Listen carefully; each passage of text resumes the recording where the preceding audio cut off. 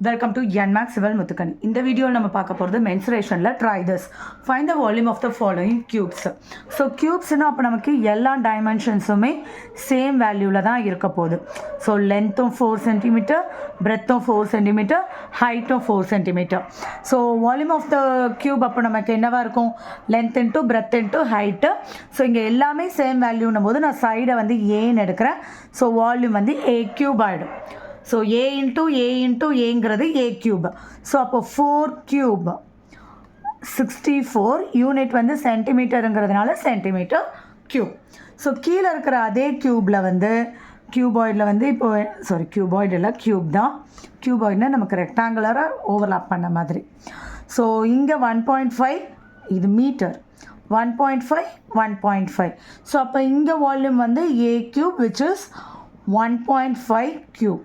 So 1.5 into 1.5 into 1.5 இதை நான் வந்து 15 square 225 2 decimals தள்ளி. ஸோ 2 decimal திரும்பியும் 1.5 15ஆல் மல்டிபிள் பண்ணுறேன்.